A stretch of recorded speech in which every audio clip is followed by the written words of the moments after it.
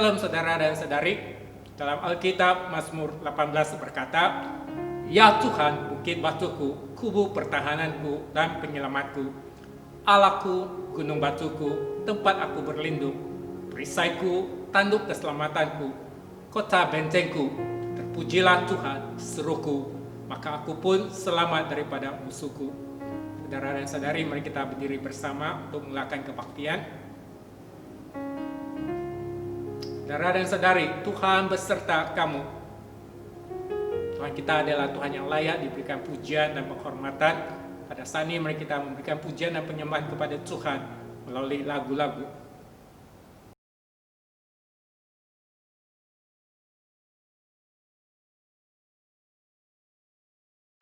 Kita memuji Tuhan bersama pada hari ini. Yang setuju tepuk tangan dong. Kasih yang begitu besar, lebih kuat dari dosa. Kasih yang menemukanku, selamatkan dan pulihkanku.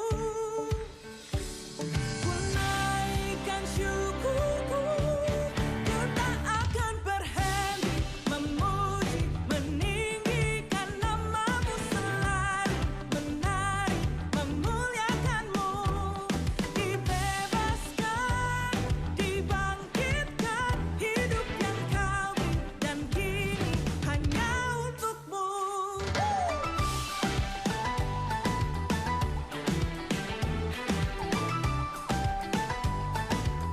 Sama-sama naikkan. Kasih yang begitu besar, lebih kuat dari dosa. Kasih yang menemukanku, selamatkan dan pulihkanku.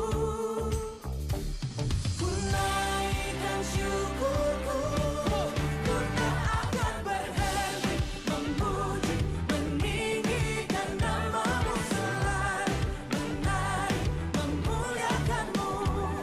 Dibebaskan, dibangkitkan, hidup yang kau beri dan kini hanya untukmu.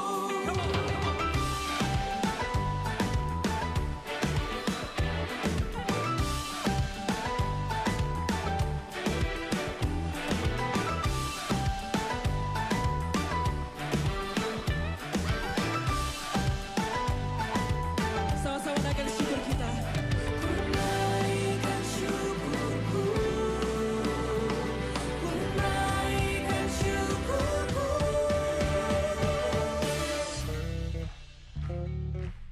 On bass, Samuel Mali. Yeah.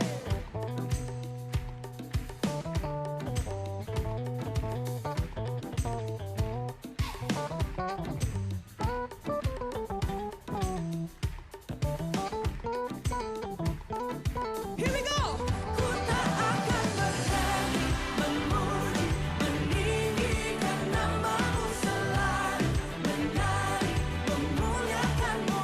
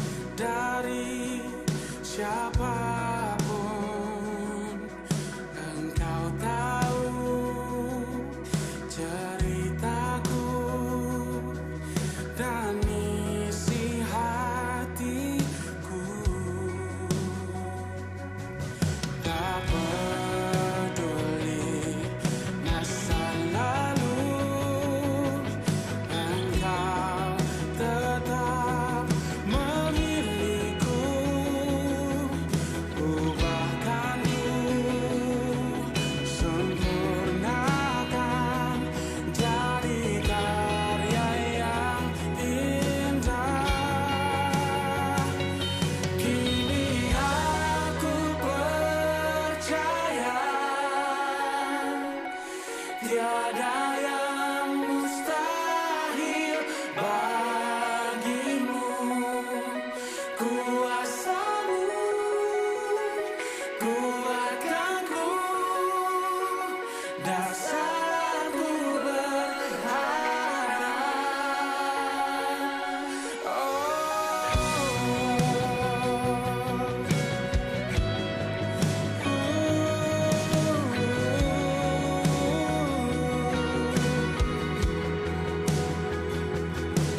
Bapa, Engkau mengenalku lebih dari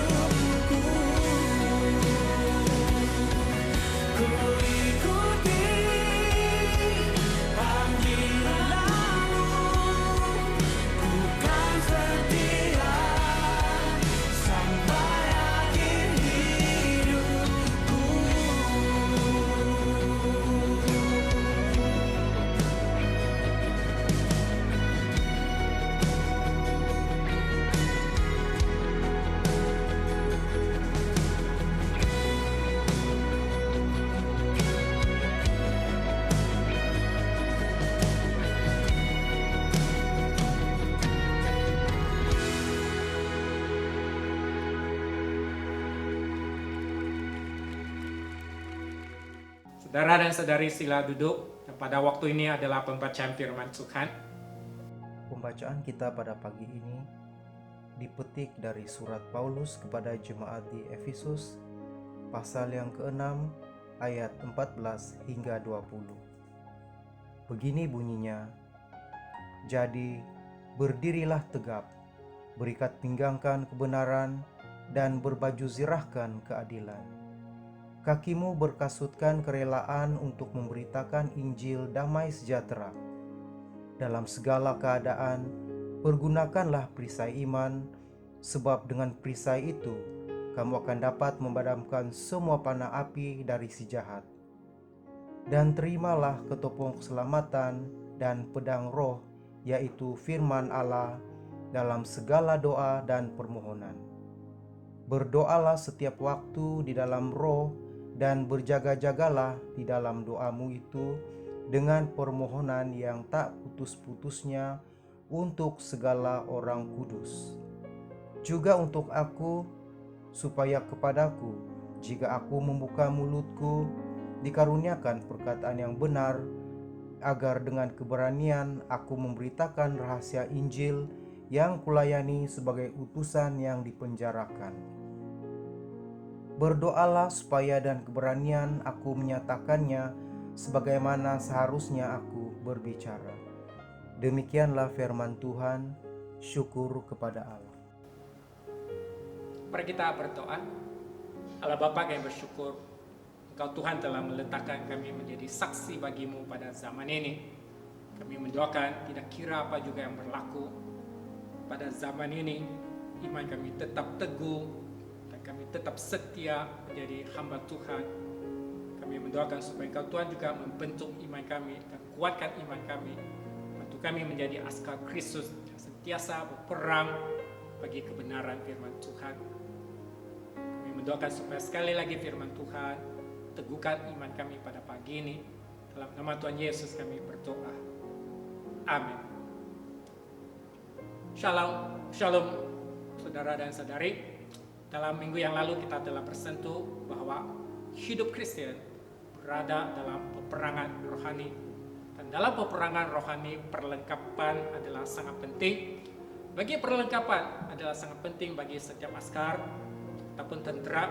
Bagi zaman ini, saat askar berperang, perlengkapan yang canggih digunakan seperti baju kalis peluru, senjata yang canggih, juga sistem komunikasi yang canggih dan sebagainya.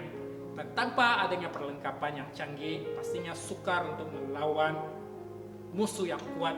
Contohnya katakan bagi pasukan askar yang cuma menggunakan panah, bagaimana boleh berlawan dengan pasukan askar yang memakai senjata yang canggih M16? Dan dalam perjalanan kita sebagai umat Kristen dan perjalanan kita bersama dengan Tuhan Yesus, peperangan yang kita hadapi adalah peperangan rohani. Musuh kita adalah musuh yang kuat, yaitu si iblis. Dia akan menggunakan segala cara untuk menggoda kita dan juga untuk melakukan ancaman terhadap kita supaya kita meninggalkan Tuhan. Jadi bagaimana kita boleh mencapai kemenangan? Pada hari ini banyak ajaran-ajaran tentang perang rohani dalam buku-buku dan sebagainya, mengajarkan kita bagaimana melakukan doa perlepasan, mengajarkan kita bagaimana mendoakan satu doa khusus, dan juga mengajarkan kita bagaimana mengusir roh jahat. Dan semuanya sebenarnya dalam bidang perang rohani.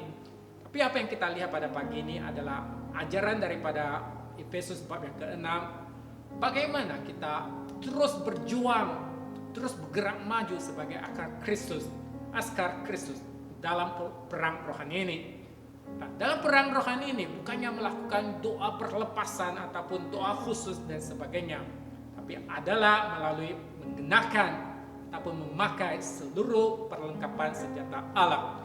Dan memakai ataupun menggunakan seluruh perlengkapan senjata Allah sebenarnya adalah merujuk kepada kita untuk melatih kerohanian kita, supaya menjadi kuat agar kita dapat berperang dengan musuh. Dalam peperangan rohani ini, bagaimana kita berjuang dan bergerak maju? dalam pagi ini kita melihat senjata yang perlu kita kenakan dalam hidup kita sebagai askar Kristus yang kuat. Dan semua senjata perlu kita ada, dan tidak boleh kita kehilangan satu daripada senjata tersebut. Jadi semua senjata yang dinyatakan, dan bagaimana kita bergerak maju. Jadi senjata yang pertama yang perlu kita ada ialah ikat pinggang kebenaran. Ayat ke-14 berkata, jadi berdirilah tegak, berikat pinggangkan kebenaran dan berbaju jirahkan keadilan. Dalam masa modern sekarang, masa kini, dan banyak baju-baju ataupun pakaian, dan khususnya kita lihat ada bagi tali pinggang, banyak tali pinggang digunakan sebagai perhiasan tanpa adanya kegunaan praktikal. Tidak kira lelaki ataupun perempuan, sama saja tali pinggang yang ada di pasaran masa kini. Bagi askar Roma pada zaman tersebut, tali pinggang bukan hanya sekadar perhiasan, tapi adalah satu perlengkapan yang menyambungkan perlengkapan di atas dan juga perlengkapan di bawah. Bagi askar, mereka perlu mengenakan ikat pinggang yang ketat. Sebab kalau ikat pinggang kita longgar-longgar, kita berjalan pun susah, akan menyebabkan kita tidak dapat bergerak maju. Bagi hari ini, ikat pinggang kita adalah kebenaran firman Tuhan. Kita tidak boleh longgar dalam kebenaran firman Tuhan, tapi kita harus ikat hidup kita dengan ketat dengan kebenaran firman Tuhan.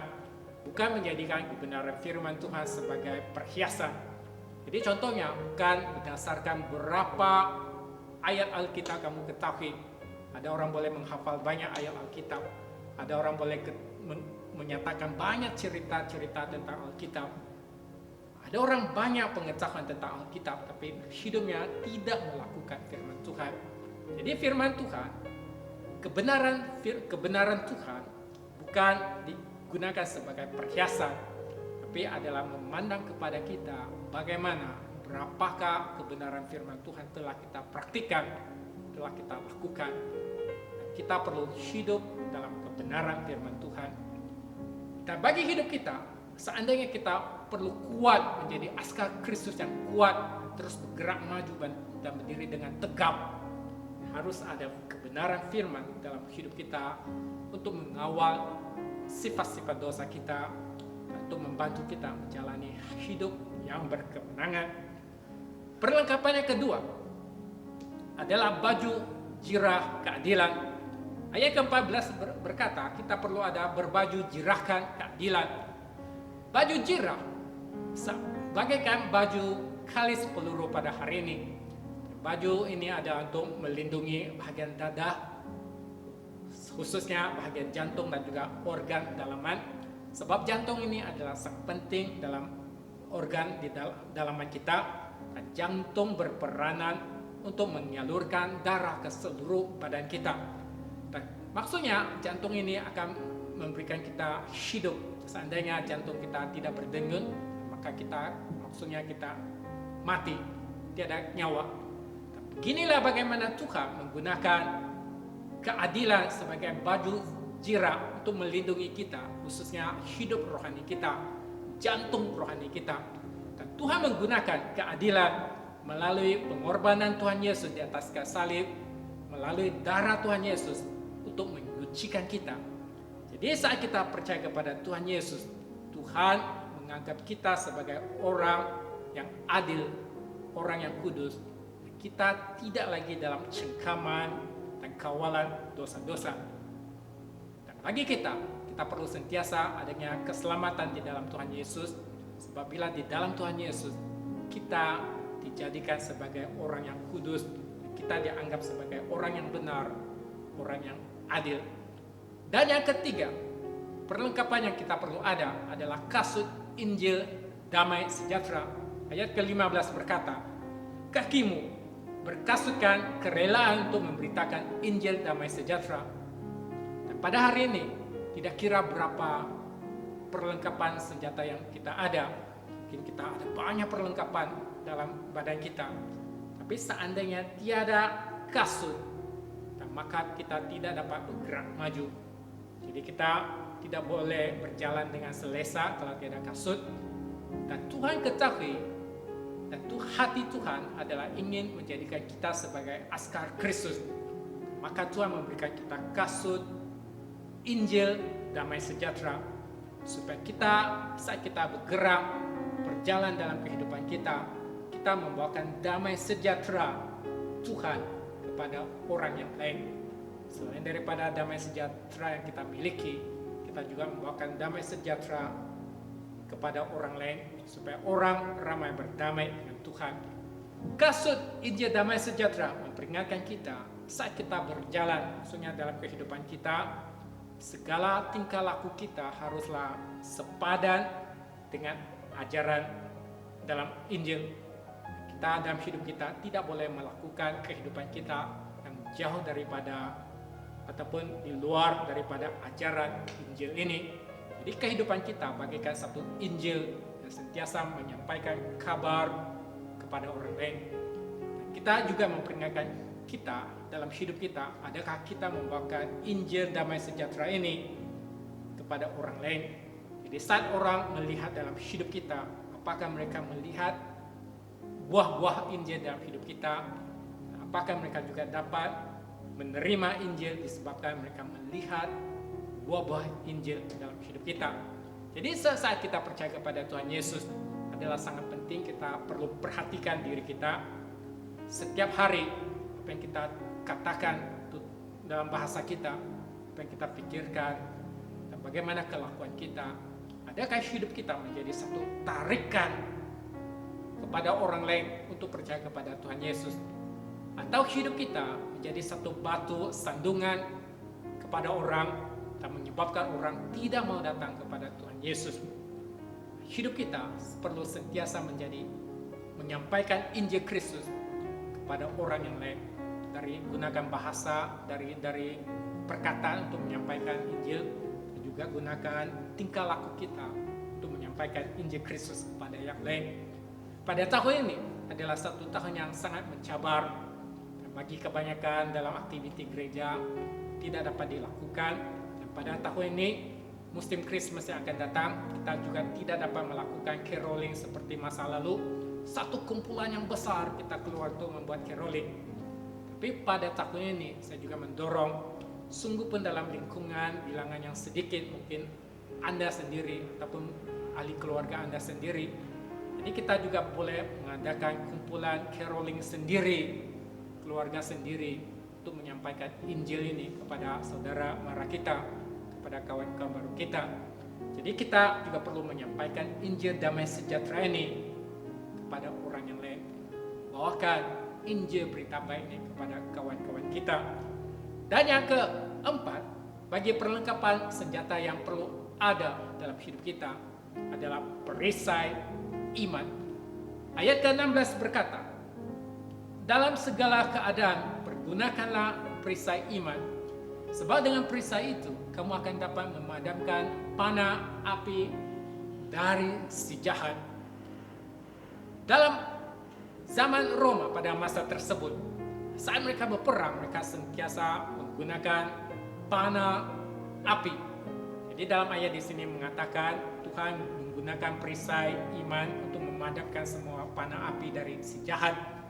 Dalam peperangan rohani, musuh menyerang kita bagaikan panah api yang sangat bahaya menyerang dalam hidup kita. Jadi kita mungkin digoda dengan dosa, kita digoda dengan cobaan, kita juga mungkin diserang dalam pelayanan, kita diserang dalam perjalanan kerohanian kita diserang dalam hidup kita. Tapi kita tidak perlu khawatir, kita tidak perlu takut, sebab adanya Tuhan memberikan kita perlengkapan, yaitu perisai iman. Saat kita ada perisai iman ini, kita dapat melawan segala tipu muslihat si jahat. Seorang pengarang dan juga pastor Amerika berkata, iman bukanlah kepercayaan bahwa Tuhan akan melakukan apa yang Anda maukan. Iman adalah kepercayaan bahwa Tuhan akan melakukan apa yang betul. Jadi saudara dan saudari, saya mendorong saudara dan saudari dalam apa juga cabaran ataupun kesukaran yang Anda hadapi pada saat ini, mari kita tetap beriman kepada Tuhan. mungkin apa yang kita harapkan tidak terjadi, tapi segala yang terjadi pastinya ada rencana Tuhan dalam hidup kita. Dan contoh lagi, saat kita mengikuti Tuhan dengan bersungguh-sungguh dan berkobar-kobar dalam perlayanan kita, ada kalanya mungkin kita dikritik, dan ada kalanya mungkin kita juga menghadapi masalah-masalah yang lain dalam hidup kita. Seandainya kita tidak beriman kepada Tuhan, maka kita akan meninggalkan Tuhan. Tapi dalam setiap cabaran yang kita hadapi, mari kita didorong oleh firman Tuhan untuk beriman kepada Tuhan, dan jangan sesekali meninggalkan Tuhan sehingga kita meninggalkan sumber berkat dalam hidup kita.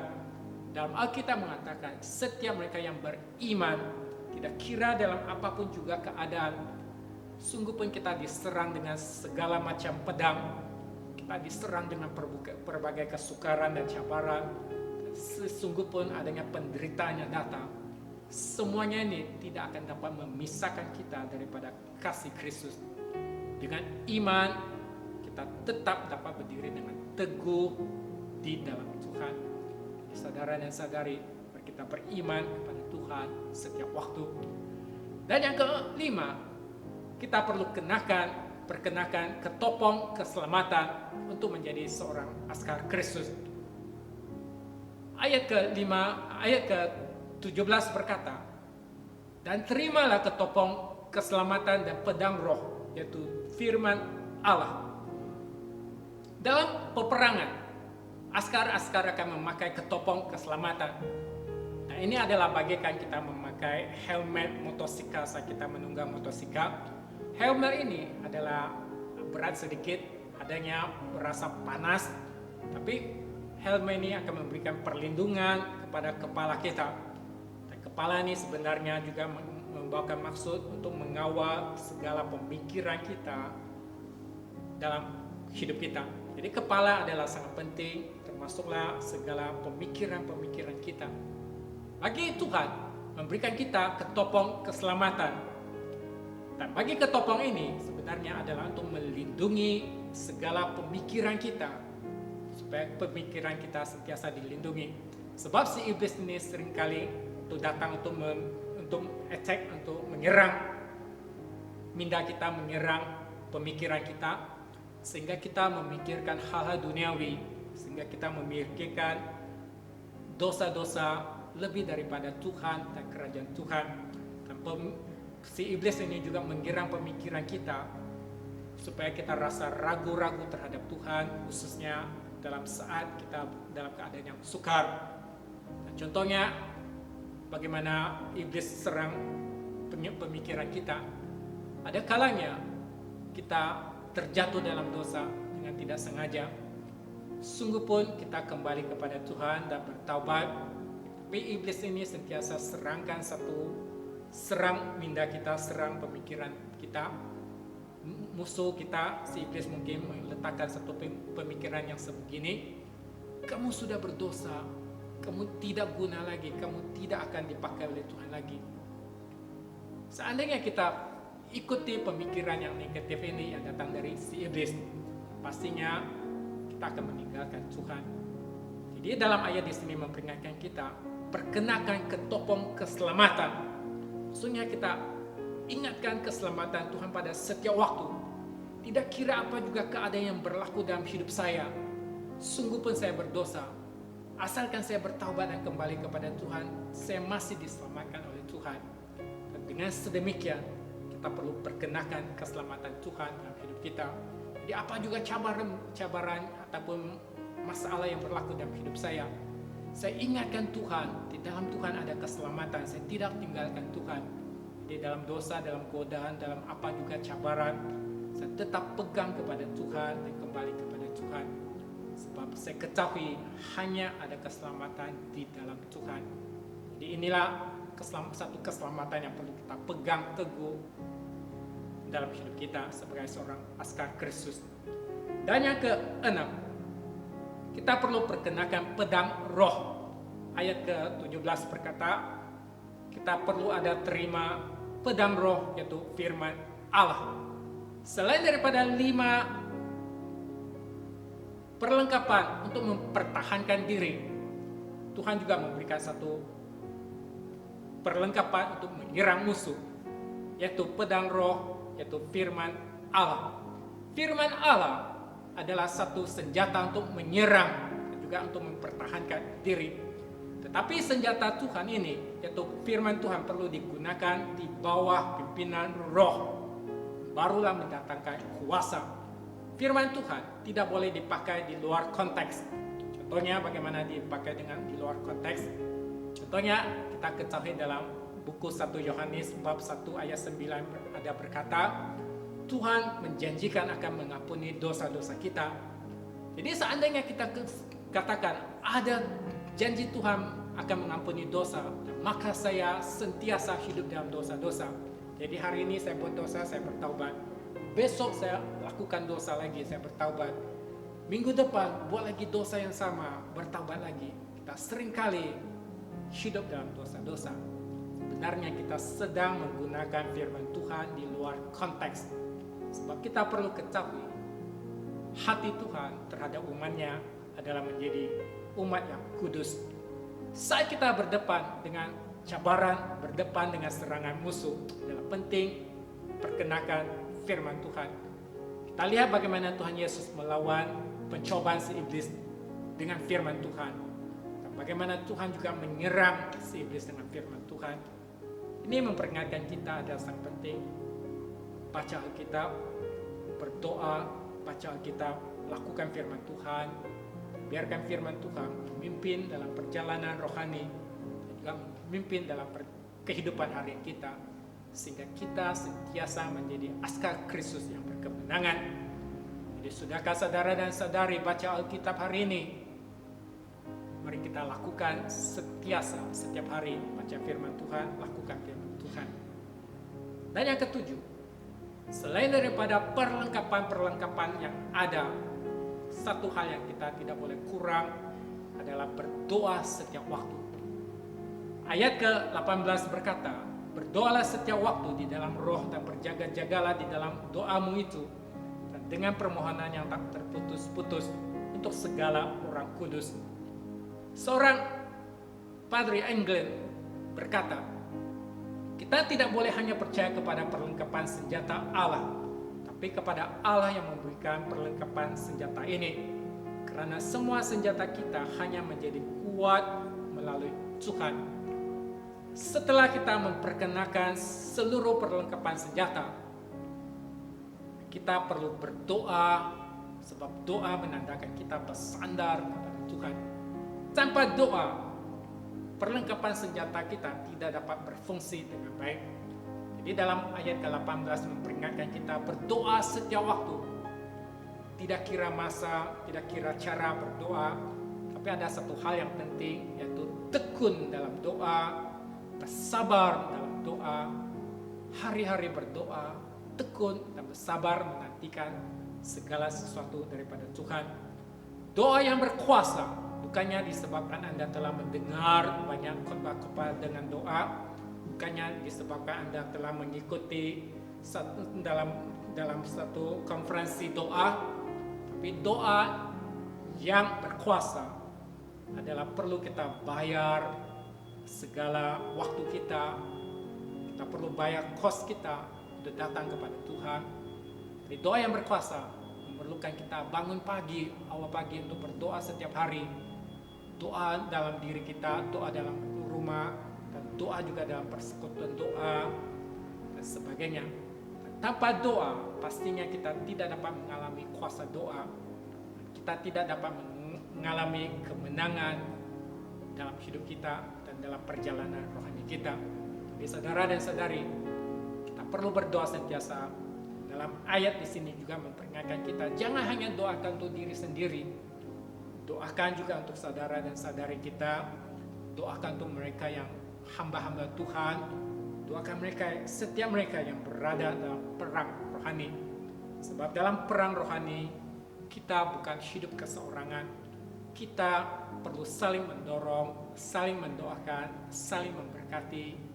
Demikianlah kita saling mendorong dalam pasukan askar Kristus ini.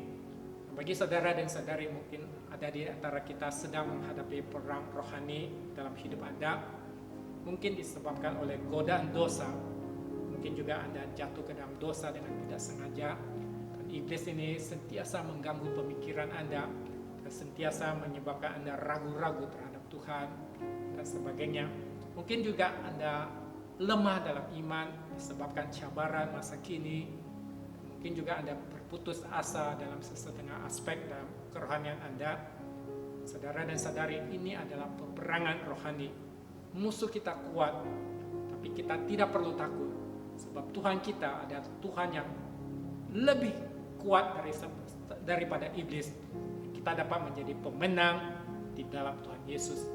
Sebab Tuhan Yesus telah mengatasi, telah menundukkan kuasa iblis. Kita yang bersandar kepada Tuhan Yesus akan mendapat kemenangan. Pada pagi ini mari kita serahkan segala perang rohani kita kepada Tuhan. Kita percaya Tuhan Yesus yang memberikan kemenangan kepada kita. Mari kita berdoa. Allah Bapa, kami bersyukur sungguh pun dalam peperangan rohani ini musuh sentiasa menyerang dan menggoda. Tapi di dalam Tuhan dengan perlengkapan senjata Allah kami dapat bertahan dan berdiri dengan tegap, berdiri dengan teguh dalam iman kami. Saat kami bersandar kepada Tuhan, kami diberikan kekuatan untuk menundukkan si iblis.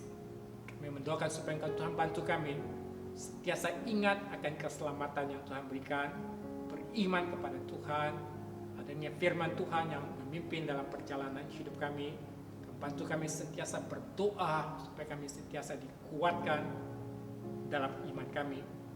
Kami mendoakan supaya Tuhan akan bantu setiap saudara dan saudari kami yang sedang menghadapi godaan ataupun cobaan ataupun perang rohani dalam hidup mereka.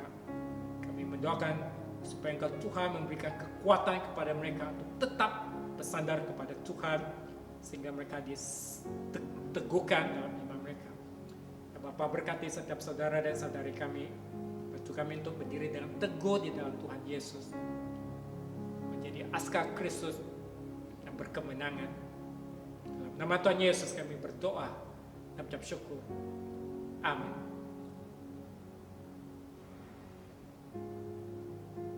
Saudara dan saudari, sila berdiri bersama. Mari kita mengakui iman kita bersama melalui pengakuan iman Naisin.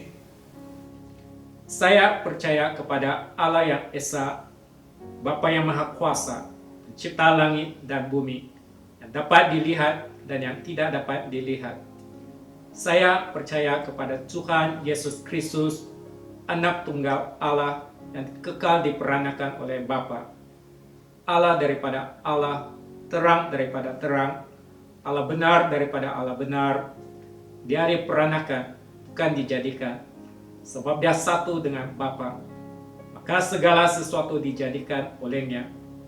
Untuk kita manusia dan untuk keselamatan kita, dia turun dari surga dan oleh kuasa Roh Kudus dia dilahirkan oleh anak darah Maria dan menjadi manusia. Karena kita, dia disalibkan semasa pemerintahan Pontius Pilatus. Dia menderita, diseksa sampai mati, lalu dikuburkan. Pada hari yang ketiga, dia bangkit pula menurut yang dinubuatkan dalam Alkitab. Lalu dia naik ke surga. Dia duduk di sebelah kanan Bapa. Dia akan datang kembali dalam kemuliaan untuk menghakimi baik orang yang masih hidup maupun orang yang sudah mati. Dan kerajaannya tidak akan berkesudahan. Saya percaya kepada Roh Kudus, yaitu Tuhan dan pemberi hidup, yang datang daripada Bapa dan Anak, serta dan Bapa dan Anak, dia disembah dan dipermuliakan. Dia telah berfirman melalui nabi-nabi. Saya percaya kepada gereja sedunia yang kudus, dan daripada rasul-rasul itu, saya mengaku satu baptisan akan mendatangkan pengampunan dosa.